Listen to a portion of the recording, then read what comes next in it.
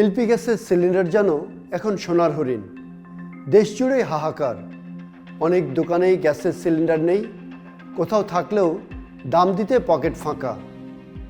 1306 টাকার 12 KG cylinder এখন বিক্রি হচ্ছে 2500 টাকায়। হোটেলের খাবার খেয়ে দিন পার করতে হচ্ছে অনেক পরিবারের। মফস্বল শহরের চেয়ে ঢাকায় এই সংকট বেশি। তরলীকৃত পেট্রোলিয়াম গ্যাস এলপিজির বাজারে অরাজকতা চলছে।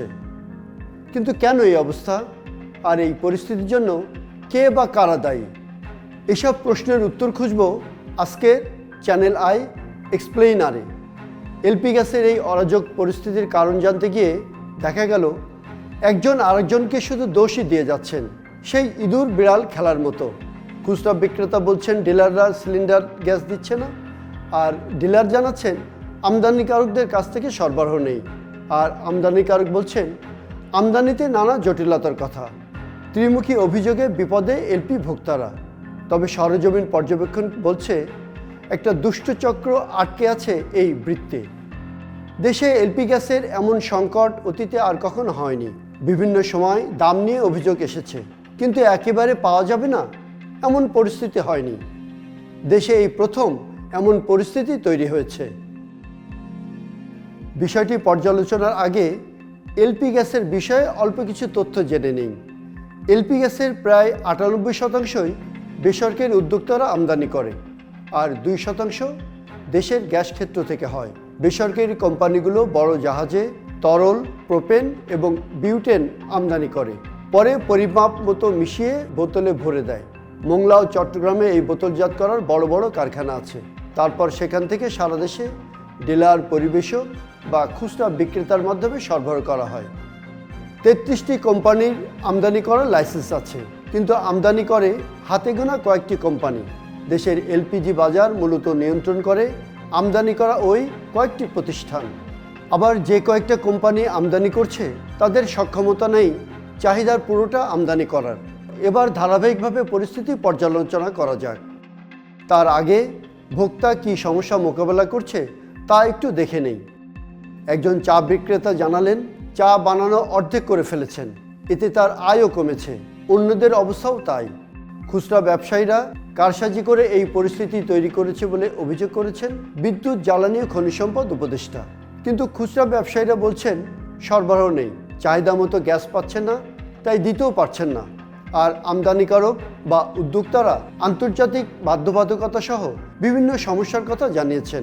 শুনে নেই তাদের কিছু কথা। আমরা তো এখন রীতিমতো মবের শিকার হচ্ছি। কোম্পানি আমাকে সেক্ষেত্রে গ্যাস দিচ্ছে 20টা থেকে 30টার মধ্যে, কিন্তু আমার তো 150টা গ্যাসের চাহিদা। এখন কোন গ্যাসের সংগ্রহ তো কোথাও করতে পারি না। আপনি 3700 টাকা গ্যাস চাই 6000 টাকা। আসলে বোতলের সংখ্যাটা অনেক কম, তাই আমাদের রান্না করতে অনেক অসুবিধা হইতেছে।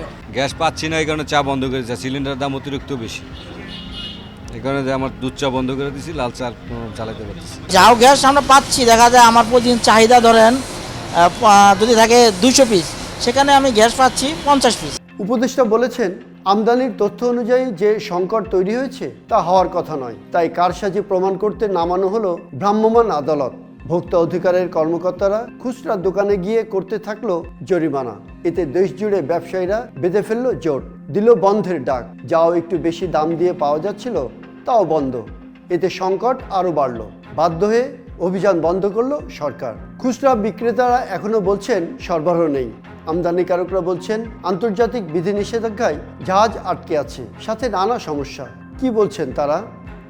গ্লোবাল সাপ্লাই চেইনে শর্টেজ আছে এলপিজির, 1। 2 নম্বর হচ্ছে এই শীতকালীন সময় এলপিজির ব্যবহার বেড়ে গেছে। মূলত যে কারণটা এসে দাঁড়িয়েছে সেটা হচ্ছে যে ইউএস স্যাংশন এসছে পরিবহন খাতে, জাহাজে। এই সময়টা কিন্তু দীর্ঘমেয়াদী হবে না। এলপিজি এসে পৌঁছায়নি, যেগুলা অন্য ভ্যাসেলসে আসবে।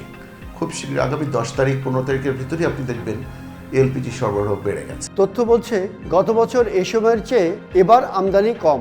কেন আমদানি কম? খোঁজ নিয়ে জানা গেল হাতে গোনা যে কয়েকটি কোম্পানি এলপি গ্যাস আমদানি করে তারা সবাই ঠিকমতো এলসি খুলতে পারছে না। সমস্যার সমাধানে সরকার কিছু উদ্যোগ নিয়েছে। ভ্যাট কমানোর উদ্যোগ নিয়েছে, যদিও এখনও কমায়নি। যাদের লাইসেন্স আছে কিন্তু আমদানি করে না, তাদেরকে আমদানি করার জন্য বলছে, বেশি আমদানি করার জন্য বলছে। কিন্তু এলপি গ্যাস অন্য পণ্যের মতো চাইলেই যে কেউ আমদানি করে বোতলজাল করতে পারে না, সম্ভব না। তার জন্য সময় এবং অবকাঠামো দরকার। একে অন্যকে দোষারোপ করলেও সংকট সমাধানে, সত্যিকার অর্থে সমস্যা সমাধানে সরকারের পক্ষ থেকে বা আমদানিকারকদের পক্ষ থেকে এখনও তেমন কোনো উদ্যোগ দৃশ্যমান নয়। দু একটি কোম্পানি যে বাড়তি আমদানির উদ্যোগ নিয়েছে, তাতে সংকট মিটবে কি না তা সময় বলবে। তার মধ্যে চলমান যে দুর্ভোগ তা মেনে নিয়েই চলতে হচ্ছে সাধারণ মানুষের।